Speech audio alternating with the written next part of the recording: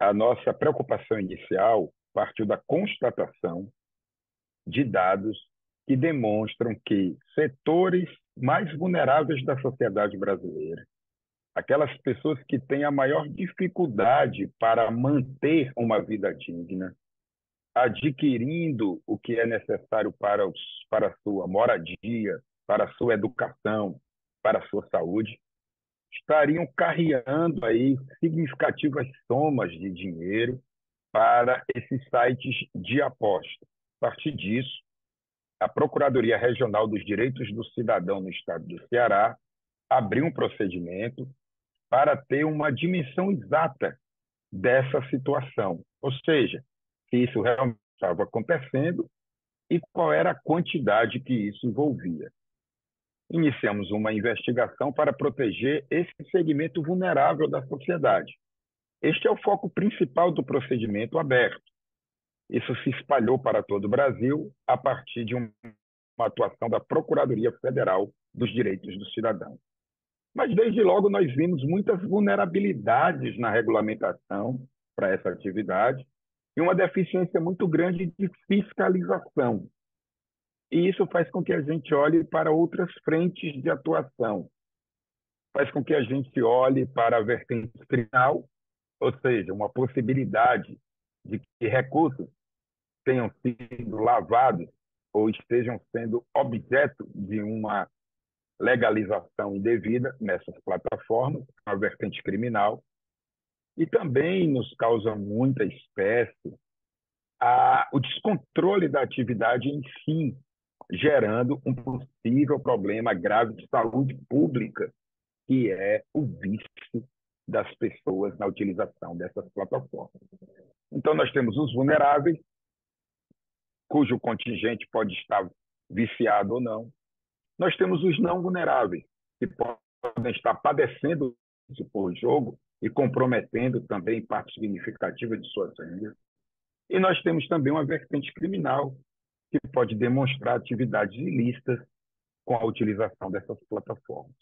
No entanto, o nosso foco principal hoje é nos vulneráveis, é impedir que esses vulneráveis sejam capturados por essas plataformas, por uma estratégia de publicidade que tem pouco controle, por uma informação deficiente sobre os riscos que isto acarreta a integridade financeira, econômica dessas pessoas e também a saúde dessas pessoas. Esse é o foco principal hoje. O que se pode constatar, e essa constatação se espalha por todo o país, não é localizada só no estado do Ceará, mas essa situação se repete em todo o país, com dados que foram divulgados pelo próprio Ministério da Fazenda, através, inclusive, também do Banco Central, que se pode constatar um volume significativo de recursos de beneficiários de programas sociais apostando nessas plataformas. Fala-se em torno de 3 bilhões de reais só no mês de agosto passado. Portanto, se nós estabelecermos uma média de gasto mensal nesse patamar, nós chegaremos aí a somas absurdas, chegando a vários bilhões de reais nessas plataformas somente daquilo que pode ser identificado através de cruzamento de dados. Então, os valores são significativos, isto impacta decisivamente várias outras atividades econômicas, porque o dinheiro é finito.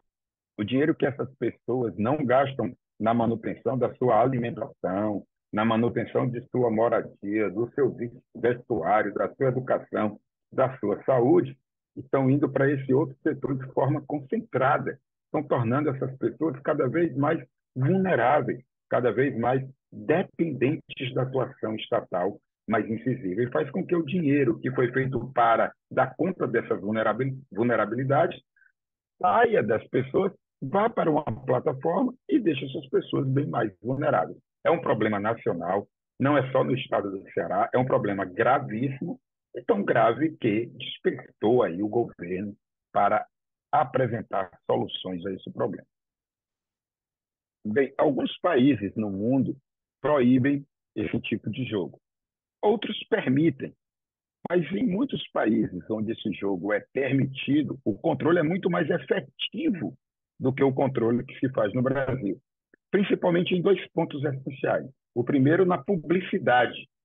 A publicidade que é feita em outros países, ela é muito mais condicionada, ela é muito mais regrada. Só para se ter uma ideia, na Inglaterra, a publicidade em clubes de futebol vai deixar de existir nos campeonatos na Inglaterra a partir de 2026. Também há uma publicidade em redes sociais que é muito incisiva e que captura muitas pessoas. Há um estabelecimento de responsabilização das plataformas pela divulgação que é feita através de influenciadores digitais. Também é algo que nós temos que evoluir no Brasil. A outra vertente diz respeito ao controle do endividamento do apostador. É preciso que as plataformas controlem o endividamento, ou seja, conheçam o perfil econômico do apostador e estabeleçam limites para essas apostas, como, por exemplo, se aquela pessoa é beneficiária de um programa de renda mínima de um governo, é preciso estabelecer uma margem muito pequena para que essa pessoa possa apostar nessas plataformas ou não estabelecer margem nenhuma para essas pessoas. A partir do momento em que a renda vai aumentando, deve haver uma graduação da capacidade de aposta, deve ser feito pela plataforma, mas a partir de critérios que são estabelecidos pela autoridade regulatória e não somente pelas próprias bets, como acontece hoje no Brasil. Portanto, é possível melhorar muito o controle, é possível melhorar muito a publicidade, é possível avisar de forma mais efetiva os malefícios que o jogo provoca.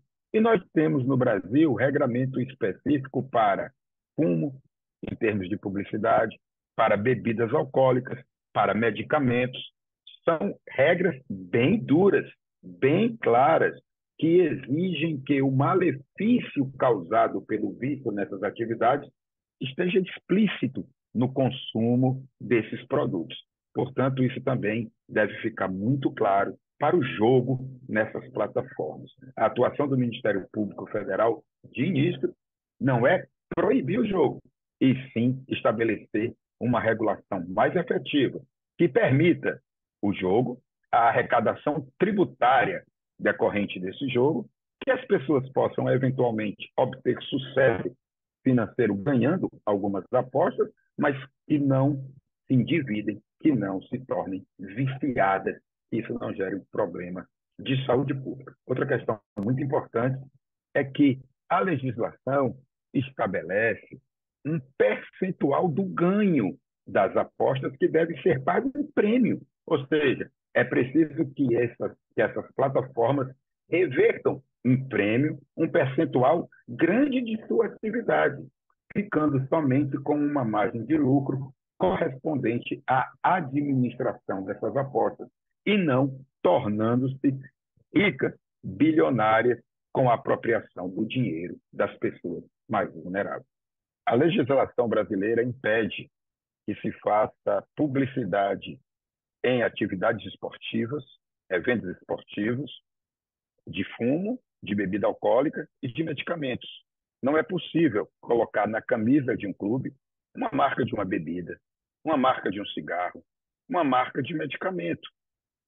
Isso porque esses produtos podem gerar vício, e o vício é contrário ao valor maior que o esporte promove, que é a saúde. O mecanismo de dependência gerado por esses produtos, fumo, medicamento e bebida alcoólica, é o mesmo mecanismo que aprisiona no vício as pessoas que jogam em plataformas de aposta. Portanto, não parece adequado que clubes de futebol ostentem em suas camisas produtos que são contrários à saúde do ser humano, e nem que os campeonatos possam ter o nome dessas plataformas que promovem esse tipo de atividade. Em uma investigação preliminar, nós analisamos alguns sites de plataformas que oferecem apostas no Brasil. nós identificamos um descumprimento claro da lei que estabelece um percentual de, no mínimo, 10% do espaço do site para a divulgação do que a lei estabelece como jogo responsável, ou seja, como o consumidor deve jogar de forma responsável, para não se viciar nem se comprometer financeiramente. O que nós vimos foi que muitos sites não trazem essa informação muito clara e muitas vezes, quando trazem essa informação, trazem até em outra língua, em inglês, por exemplo, quando o site é todo em português, dificultando assim que as pessoas entendam os malefícios dessa atividade de apostas. É um cumprimento da própria lei vigente.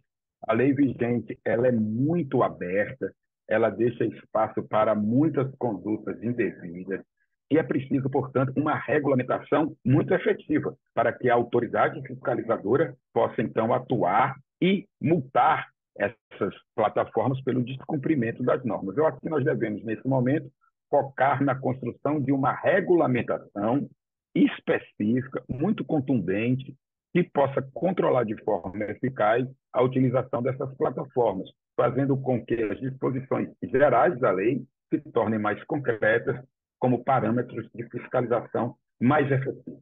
Bem, o que nós identificamos é que o controle do endividamento é feito por cada uma das BETs e, portanto, não me parece adequado que cada BET estabeleça seus critérios próprios para controle de endividamento. É preciso que a atividade de regulação estabeleça os parâmetros de controle de endividamento, que esses sim devem ser seguidos pela BET e fiscalize para verificar se a plataforma está ou não cumprindo esses parâmetros. Então, nós temos que construir esses parâmetros no Brasil, obrigar as empresas que oferecem apostas a atuarem de acordo com esses parâmetros e fiscalizar se realmente elas estão contendo o endividamento desproporcional dos apostadores. Isso deve ser feito com a maior urgência para evitar o comprometimento quase que total da renda de muitas pessoas, especialmente as pessoas mais vulneráveis. Com relação ao que as bets devem entregar do valor das apostas como premiação, nós não temos na regulamentação hoje, não identificamos nenhuma obrigatoriedade estabelecida. Por isso que nós perguntamos, uma das perguntas iniciais que encaminhamos ao Ministério da Fazenda